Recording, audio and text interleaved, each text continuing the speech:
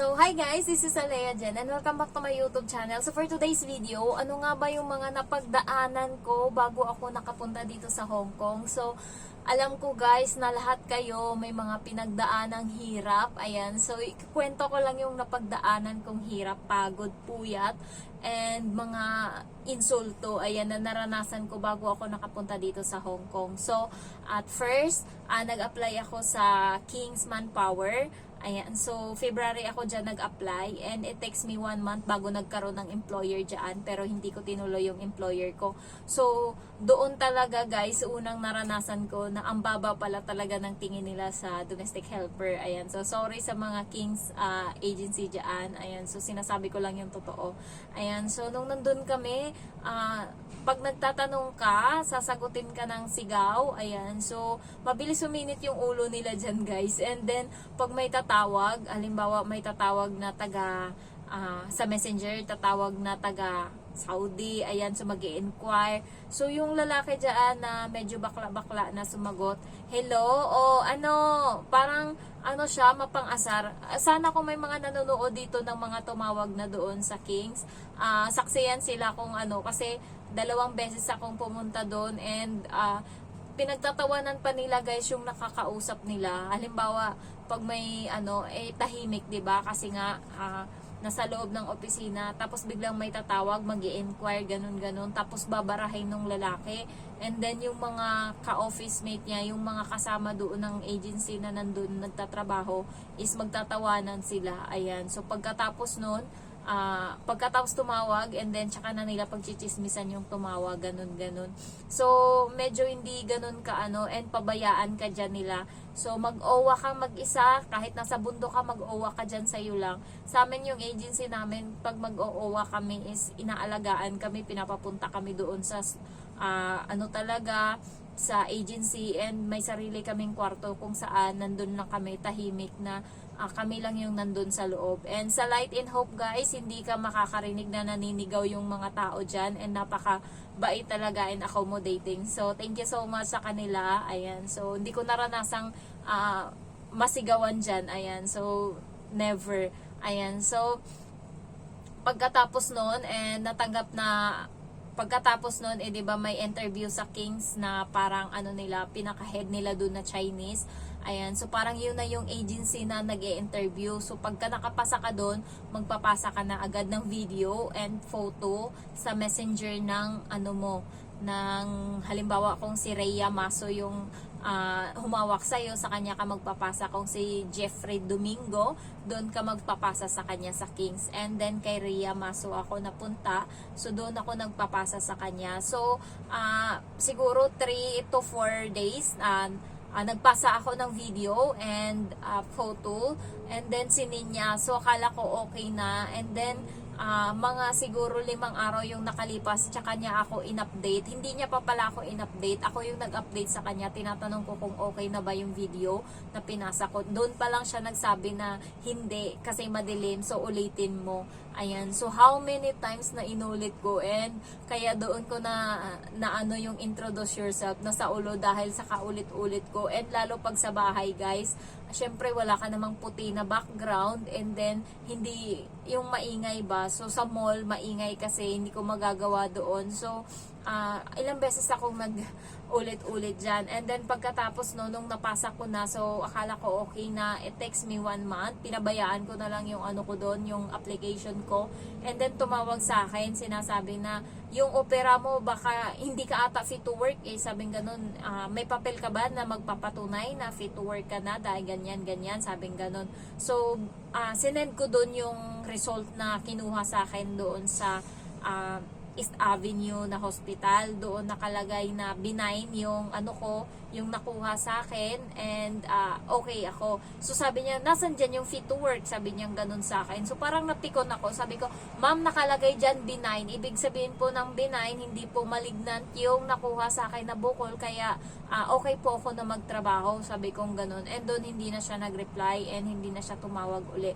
So pagkatapos noon, 2 weeks pa uli, tsaka nila sinabi na meron daw akong employer na nandun na sa agency. Hindi sila yung nag-update sa akin, yung agency dito sa Hong Kong na Technic Employment. Yun yung nag-update sa akin na meron akong employer. Yung Kings, wala silang pakialam, din nila ako sinabihan. Nung hinire na ako ng employer, na nagpirma na ng kontrata yung employer sa Kings, doon na sila nagsabi na, ay, na-hire ka na pala, ganito gawin mo, pumunta ka dito, mag-report ka. Tapos, parang, ay, lang talaga, tanggap lang talaga ng linis, ganon. So, wala silang kahirap-hirap. And then, sabi pa naman sa amin, pag hindi daw kami nag-comply ng photo and video in just 1 month, itatapon na daw nila yung application namin. Kaya, inano ko talaga yung application ko sa kanila. Ayan, so pagkatapos nun, doon naman sa Light and Hope ko na agency is napakadali ko lang nakapasok doon and sobrang ang babait nila. So hindi mo nakikitang nakasigaw sila. Yung boses ni Ma'am Daisy dyan is normal na talaga na ganyan siya kasi sa dami ba naman ng mga applicant, 60 to 70 every Thursday, kaya kailangan medyo maano yung boses mo, mataas para naririnig ng mga ibang mga nasa dulo. Ayan. So far, mababait yung mga nasa Light and Hope and wala akong struggle dyan. Ayan. So, every time nag-update sila. Halimbawa, kung anong nangyari, kung may PIDOS, kung fit to work ka na. Ayan. So, kung OWA mo na, ganun, ina-update ka nila every time. Kaya, hindi ka talaga and hindi ka nila tinuturing na parang napakababa mong tao. Ayan. So, pagkatapos nun, is doon lang ako ng puyat doon sa TESDA ko. Kasi, grabe yung namin doon, accommodation namin sa TESDA na training. 3 days lang kami, pero sa unang araw mo doon na matutulog ka is doon ka sa mainit na parte ng room kasi siya, dito sa room na to, ayan, nandyan kami nakalapag lang, meron lang kaming asimento siya guys, so meron lang kaming higaan, banig, and then kumot, and then electric fan na 2. Ayan, so nakahiga kami dyan. Ayan, so yan yung mga unang araw, yung mga assessment na kinabukasan, doon sila sa may sala natutulog and doon meron silang aircon. And then doon sa baba, pagka kasi Batangas, doon sa taas sila matutulog sa may sala sa taas. Yung sa Pampanga na assessment sa baba, tiles uli guys, and kuha lang ng banig, and then may aircon ata. Oo, may aircon doon pero mahina. Ayan. So doon sa unang araw na nandun ako natulog, and grabe bar ata yung nasa baba nung training center na yon. So hindi ka makakatulog guys kasi tugs yung lagabong ng tugtog nandun na sa dingding, and sobrang init. So hindi ka talaga makakatulog. So hindi kami nakatulog masyado, and nung time na yon nawala ng cellphone yung Muslim. Hindi ko alam kung saan niya nawala yung Muslim na babae. So, yung cellphone ko yung ginagamit niya, and napaka-abusado niya gumamit ng cellphone ko.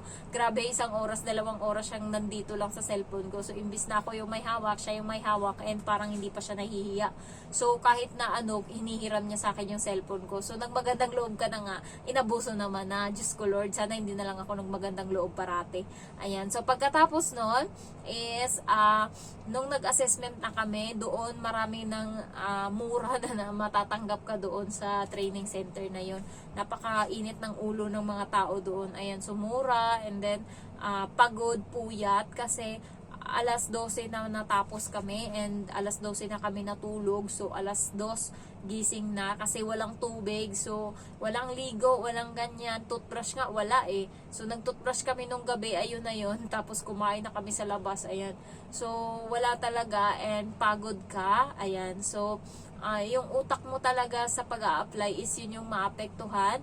And ako guys, medyo grabe talaga yung struggle ko kasi nagtatrabaho ako while nag-a-apply. So habang nagagawa ako ng requirements ko is dumidiretso pa ako sa trabaho. Minsan kumukuha akong NBI and opening ako sa mall alas 10. So hindi umabot yung sa NBI. So ginawa ko, nag-angkas ako, and then nag-train ako, parang maputol na yung hininga ko kakatakbo, and nakisuyo na lang ako na sana hindi ako malista ng guard. Ayan. So, ano pa ba yung mga struggle ko? Yung struggle ko pa is nag-medical ako ngayon and wala akong kain, and then pagkatas ng medical, ang init-init, diretso agad doon sa training center ng TESDA, and pagdating doon, mapagalitan ka pa kasi late ka na.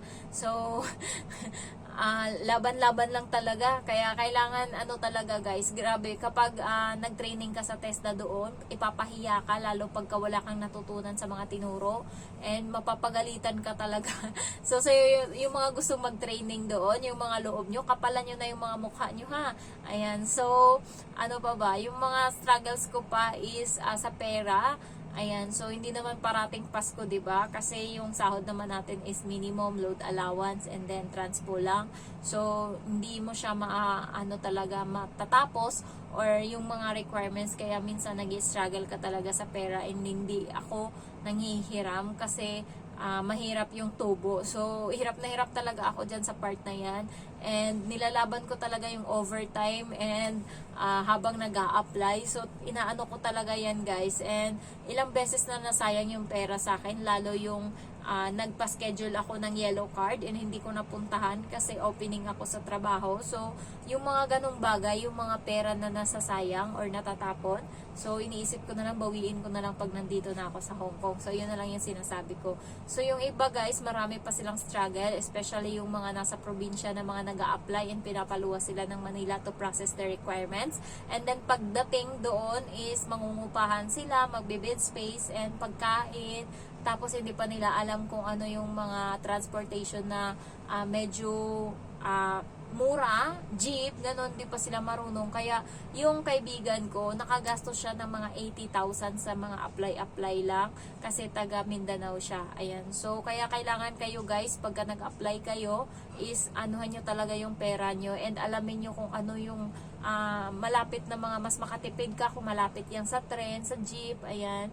So, and then tipid-tipid din kayo sa pagkain, lalo pagka nag-a-apply kayo kasi hindi libre yung pagkain. So, ang gawin nyo is damihan nyo na lang yung kanin, ayan. So, kain kayo ng kanin na madami and then ako kasi 2 beses lang ako kumain sa isang araw, tanghali lang, ayan, 1:00, 2:00, and then sa gabi. So, ganun lang yung kain ko, kaya kahit papano, hindi ako masyadong nagastusan dito sa ano ko sa Hong Kong, and thankfully, bayad na ako sa lahat ng utang ko, and nakabili na ako ng bike ng pamangkin ko, cellphone, ayan, so, nakabili na ako ng shopping ko dito, pantalon, jogging pants, damit. So, nakakabili na ako dito ng kung ano-anong gusto ko and hindi na ako nagtitipid.